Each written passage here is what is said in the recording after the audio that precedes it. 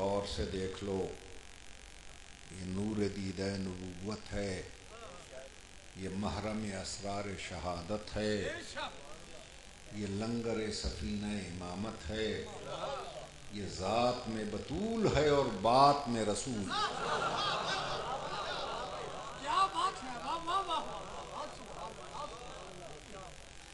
مریم اس کی زلفیں سنوارتی ہے، وحی کی نقل و حرکت اس کے جلوس شاہانہ کی ترتیب دیتی ہے، وَفَدَيْنَاهُ بِذِبْحٍ عَظِيمٍ اس کا طرہ امتیاز ہے۔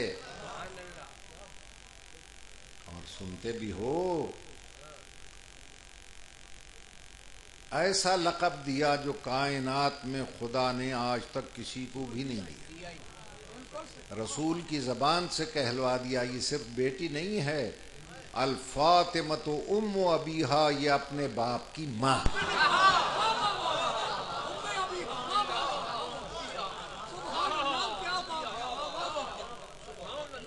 یہ نہیں کہ میری ماں ہے، نہیں، میں اس کا باپ ہوں، باوجود باپ ہونے کے اپنے بیٹوں کی، اپنے باپ کی ماں۔ اور جب سے حضور نے یہ لقب دیا نا، دنیا میں ہر شریف اپنی بچی کو اماں کہہ کے بلاتا ہے۔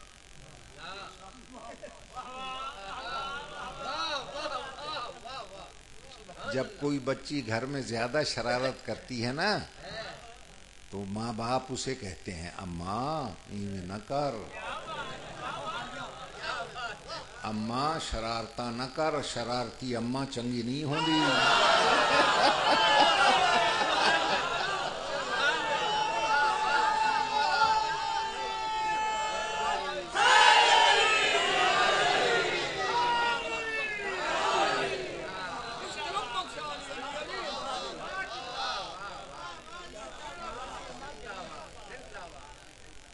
توجہ ہے یا نہیں؟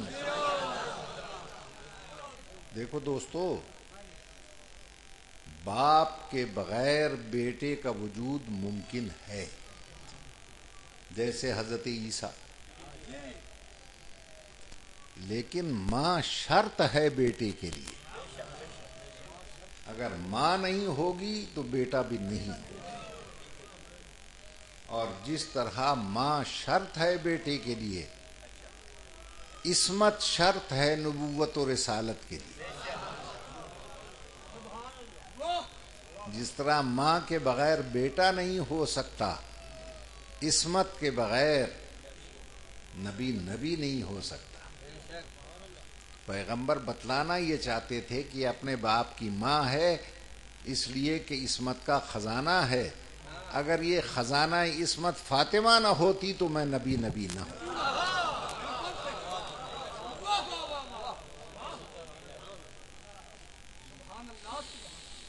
توجہ ہے نا میرے محترم سامعین؟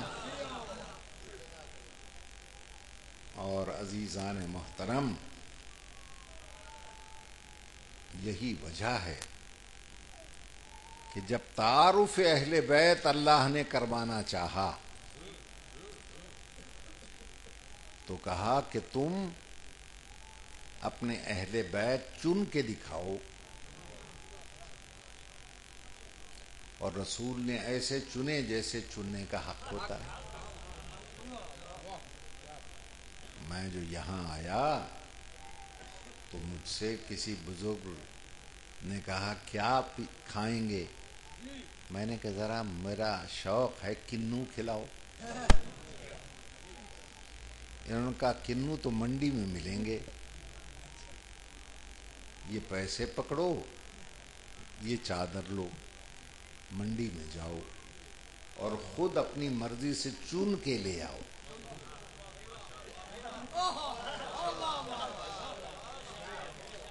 اب اگر کہتے نا ویسے ہی لے آؤ تو میں لے آتا، شرط ہے چن کے لاؤ۔ اب کھڑا ہوا ہوں میں منڈی میں، پیسے ہیں میری مٹھی میں، چادر ہے میرے کندھے پر، لگا ہوا ہے کنوؤں کا ڈھیر، میں نے ڈھیر پر نظر ڈالی، پہلے میری آنکھوں نے چنا، پھر میرے دماغ نے چنا، پھر میرے دل نے چنا، اتنے چناؤ کے بعد بھی میں سوچ رہا ہوں کہ ان کنوؤں میں سے میں کنو چنا.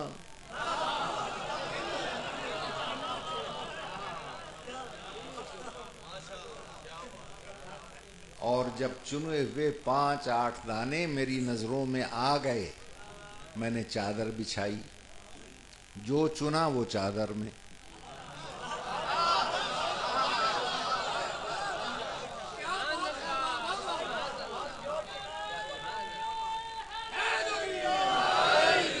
جو چنا وہ چادر میں. اور جب چنے ہوئے چادر میں آ گئے، میں نے چادر کے چاروں کونے کس کے باندھ دیے تاکہ چنا ہوا باہر جانے نہ پائے، بے چنا اندر آنے نہ پائے.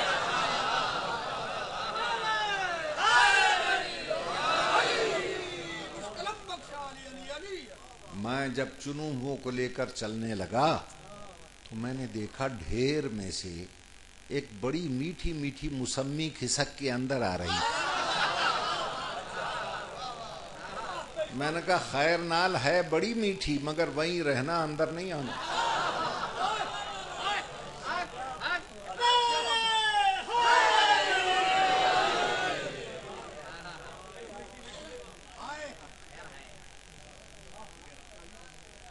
توجہ ہے نا صاحبان؟ میں نے لا کر پیش کر دیے، بزرگوں کے سامنے رکھ دیے. 8 دانوں میں سے 5 تو بڑے میٹھے نکلی،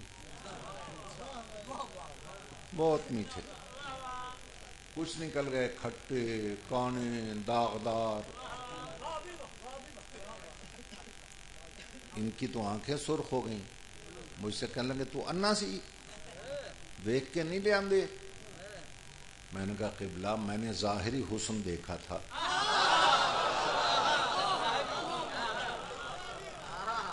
باطن کا اللہ کو علم تھا.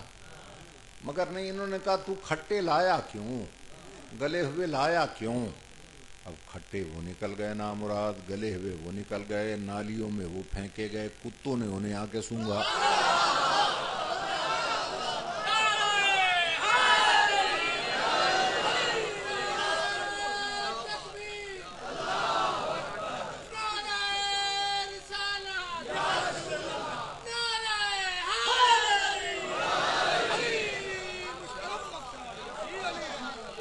غصے ہو رہے ہیں مجھ پر، تو میں حقیقتوں سے ناواقف بھی اگر غلط چن لوں تو لوگ غصے ہو جاتے ہیں. اور وہ رسول جو حقیقتوں سے واقف تھا، اگر وہ چادر میں غلط چن لیتا تو اللہ کتنا ناراض ہوتا. اس لیے جب اس نے چادر میں چن کے کہا اللہم ہؤلاء اہل بیتی، یا اللہ یہ ہیں میرے اہل بیت، اللہ نے کہا شاباش. تو اس چننے والے نے کہا نہیں یا اللہ دیکھ لے ان میں کوئی خرابی تو نہیں. اللہ نے کہا نہیں، سارے ہی معصوم ہیں. کہا نہیں مہر لگا دے. اللہ نے مہر لگا دی، یطہرکم تطہیرا.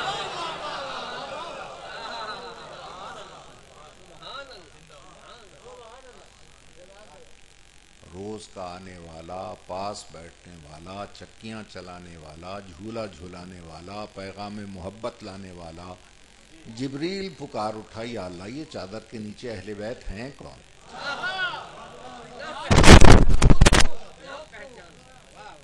یا رب من ہؤلاء تحت الکساء، چادر کے نیچے کون ہے؟ بھئی تو روز کا آنے والا ہے، تجھے پتہ نہیں چلتا یہ کون ہے؟ یہ پتہ تب چلتا ہے جب یہ الگ الگ ہوں. اکٹھے ہو جائیں تو نور واحد بن جاتے ہیں، سمجھ میں نہیں آتا کون ہے.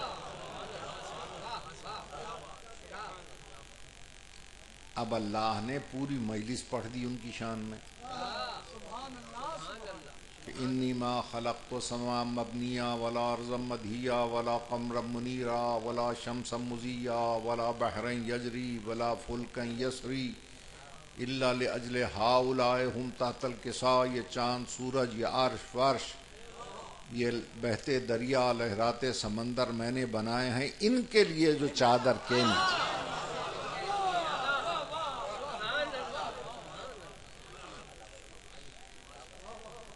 کہ یا اللہ وہ تو ہم سمجھ گئے، ذرا نام لے کے کیوں نہیں تعارف کرواتے؟ نام اس کا لیا جاتا ہے جو مرکزی حیثیت رکھے۔ تعارف ہے اہل بیت کا، تو اللہ نے پہلے قسم کھائی، وَعِزَّتِي وَجَلَالِي، مجھے اپنی عزت کی قسم، مجھے اپنے جلال کی قسم۔ یہ قسم کیوں کھائی؟ اللہ بتلانا چاہتا تھا جو ان سے بنا کے رکھے گا اس کی عزت بھی رکھوں گا، میرے جلال سے بھی بچے گا۔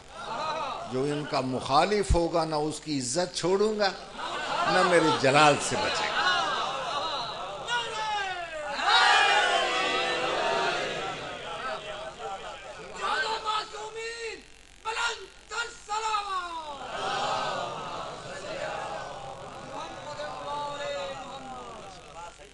اس کے بعد ارشاد فرمایا، ہم فاطمۃ و ابوہا و بعلہا و بنوہا، یہ فاطمہ ہے، یہ اس کا باپ ہے، یہ اس کا شوہر ہے، یہ اس کے بیٹے ہیں۔ حالانکہ مرکزی حیثیت تو نبی اکرم کی تھی، اللہ کو کہنا چاہیے تھا یہ رسول ہے، یہ اس کی بیٹی ہے، مگر چونکہ تھا اہل بیت کا تعارف، اللہ جانتا تھا بیٹی کہہ کر تعارف کراؤں گا تو خدا جانے کتنی بیٹیاں اہل بیت ہو جائیں۔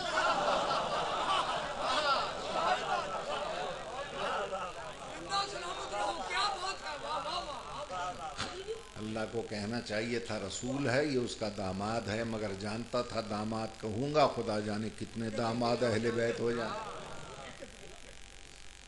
لہذا اللہ نے رسول کا نام نہیں لیا، تعارف اہل بیت میں بی بی بطول کا نام، باقی بطول کے رشتہ دار گنوا رہا ہے، یہ رشتہ دار باپ ہے، یہ رشتہ دار شوہر ہے، یہ رشتہ دار بیٹے ہیں۔ اللہ نے مہر لگا دی کہ اب اہل بیت پہ جھگڑا نہ کرنا، اہل بیت رسول کے رشتہ داروں کو نہیں کہتے، بی بی بطول کے رشتہ دار۔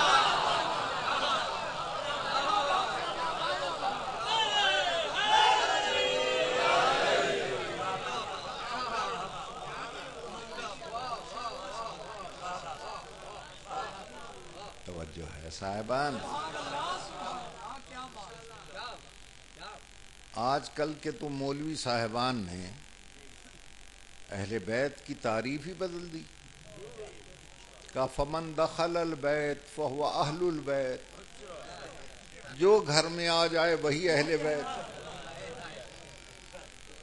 بھئی گھر میں بیٹا ہے، بیٹی ہے، اماں ہے، ابو ہے، چلو یہ تو اہل بیت ہیں، اسی گھر میں چوہے بھی ہیں، یہ فرما رہے، بلیاں بھی ہیں۔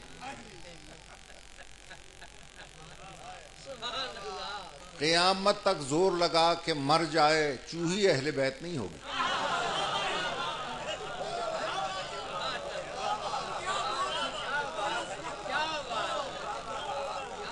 کیوں نہیں ہوگی؟ کیوں نہیں ہوگی؟ کہ جس گھر میں رہتی ہے اسی کی جڑیں کاٹتی ہے۔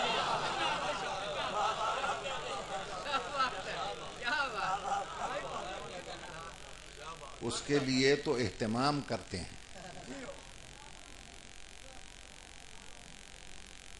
محمل نما پنجرہ بناتے ہیں، اس میں روٹی لگاتے ہیں، پھر مکھن لگاتے ہیں، پھر چوہیا کو کھانے کی دعوت پہ بلاتے ہیں۔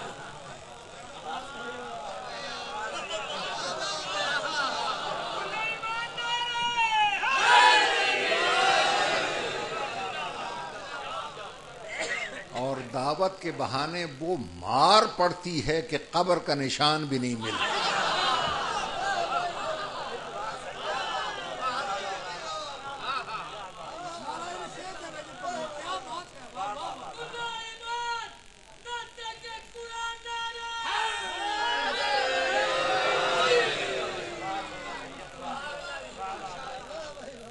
بھائی اسی گھر میں بکرے بھی ہیں، بکریاں بھی ہیں، اب کوئی بکری اکڑ کر کہے میں گھر میں ہوں، میں بھی اہل بیت ہوں، میرا بکرا بھی